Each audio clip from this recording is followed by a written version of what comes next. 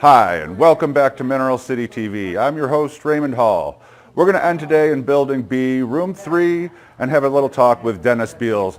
His company, Dennis Beals Minerals, based out of Colorado, specializes in Mexico minerals. He travels down there to buy and also do some field collecting himself. Let's go in and have a talk with Dennis. How you doing, Dennis? Great. How are you today? Great. Thanks for being on the show. Let's tell everyone a little bit about yourself and what you do. Hi, I'm Dennis Beals. I'm from Centennial, Colorado, and I go down to Mexico 3-4 times a year to buy rocks from miners and dealers, to mine garnets in Coahuila. I've been doing it since 1988, but I started as a kid as a collector about this big and always loved the rocks. So I got into finding stuff in Mexico when Panzer's book came out, and it's been very interesting. It's always a great adventure. A bit of a vow of poverty, but... All right, well, you got a couple great new finds to show us, starting off with this awesome, great calcite pieces. Can you show us a few pieces and tell us about the find? This was a huge pocket found a few years ago. It was 300 meters by 70 meters. Can we open up the case so we can show them a little bit close up? This is actually the water level, but it's displayed to show it off. But they grew like lily pads up to the water level. This cave was worked by local miners. It was a great boon to the community because a lot of the miners are out of work. The San Antonio mine is flooded. So groups of miners will work together. They had to hike in an hour and a half to get to the mine or to the cavern. And then they slowly started working their way up. Towards the end, they were duct taping 3 ladders, 4 ladders together to get up there. How big was the cavity overall? Well, it was 300 meters long and 70 meters tall. It Wow. went pinched at the top and little side caverns. And you'll see a bunch of different looks. You'll see the lily pads, and a lot of them look like coral. They came out remarkably clean. You know, that one has a little planchyite on it or something like that. There's a really special one up on the top shelf over the other case here. Can we talk about that one for just a second? Because that one sure does stand out. This is one of the fractal ones, and they just get finer and finer. This one I told the customer I'd take it to him. Yeah, I'm sure moving that one around is quite challenging. Yeah. I'm going to stick my hand behind here just a little bit so you guys can get an idea of just how big this specimen is. You know, so that's a great size. The miners did a remarkable job of bringing these out. They packed them with collars of newspaper and cushions, and it's a little bit damp so it absorbs it.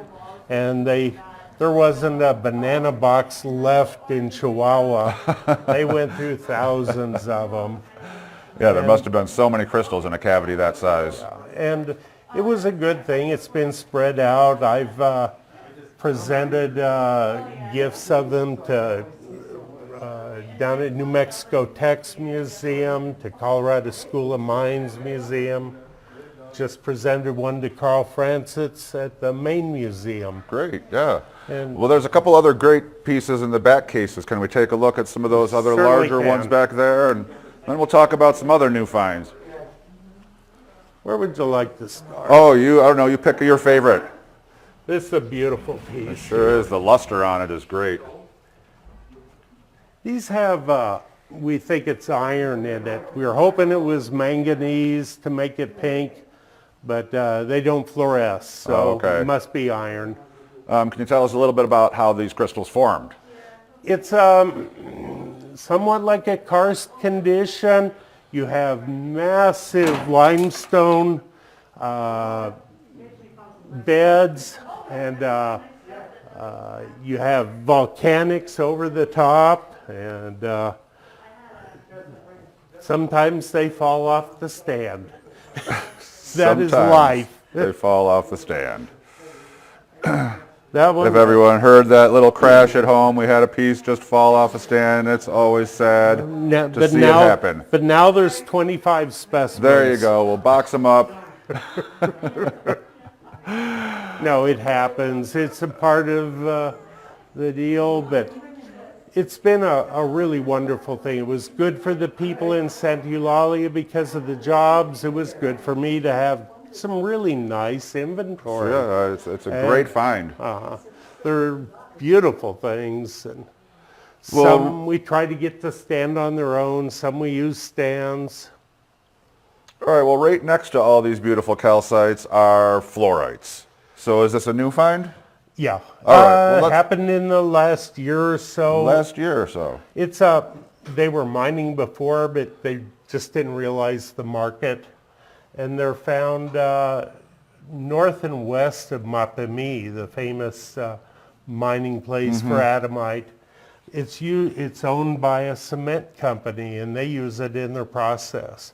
But they found a lot of these. They're usually covered with a big goethite crust over them. The secret's in cleaning. You know, if you can clean them better, you know, that's everything. Makes them more presentable, sure. I started cleaning a long time ago and learning prep. I got to work on the rhodochrosites from the Sweet Home Mine. Those are always fun. I got to do the big museum pocket pieces. Oh, great. They were incredible.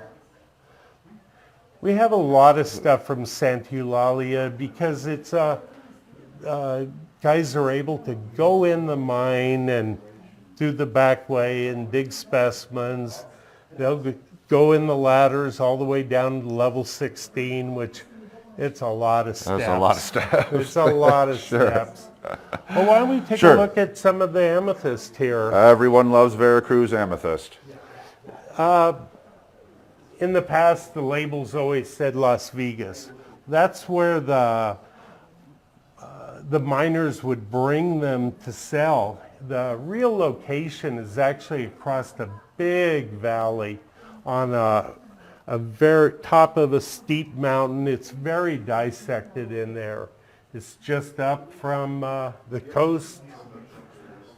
What's really changed things, why more has come out, are electric SDS hammer drills and generators. So they're putting more effort into the actual mining process. For a while they weren't allowed to collect. Now they're allowed to collect in there. Sometimes they'll pay the landlord. Sometimes it's their land. Sure. But a great deal is coming out. Our guard lizard must have got in here in July and couldn't find water. Very sad. So now he's guarding the place. He's guarding. That's all right. He's doing a good job. But Las Vegas is a beautiful area, just stunning. It can be a little hinky to go there up in the hills. It's had problems like that. Sure. We've got a few other things in here. Now he's right in front of an incredible specimen. That's certainly one of the most eye-catching ones on the rack. Got some nice color. It shows beautiful zoning in it. One of my favorites. Well, so you don't only just go down to Mexico to buy, you go down there to mine as well. Right. All right, well, let's take a second and talk about what you're down there digging. Okay, we'll move along Sure, here. we'll step over here. Here's a real classic example of the Groschler Garnet. Here, you can pick that one up and show it to them a little bit? Sure. Give them an idea of the size. This one doesn't have the black centers as some of them do. And so it's a little more jelly-like. Usually they start off with a little core of stilbite, wollastonite, then go solid black, and then with titanium and iron, and then they go to 1% to 1.75% manganese. And that manganese gives it the color, makes it faintly fluorescent under mid-range. And when did you collect that piece?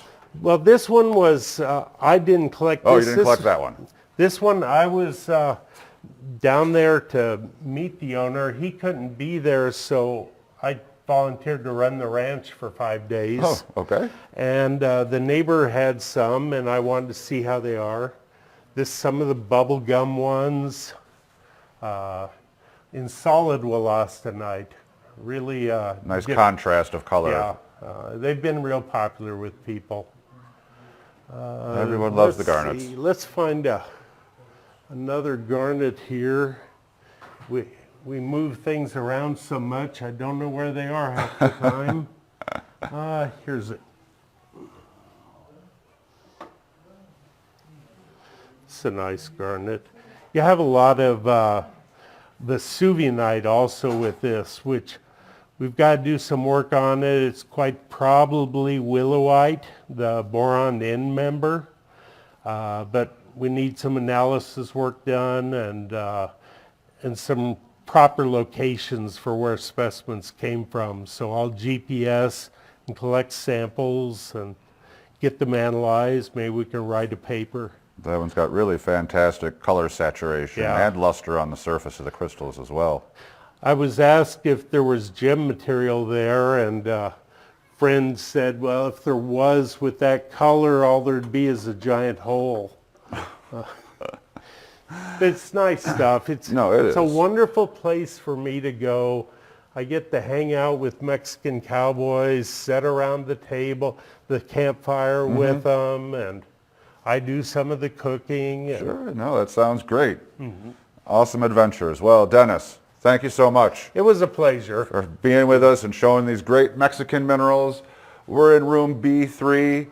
It is our second to last day of shows here at Mineral City. So be sure to join us tomorrow for our last few shows and come on down and see all these great dealers. Thanks, everyone. Thank you.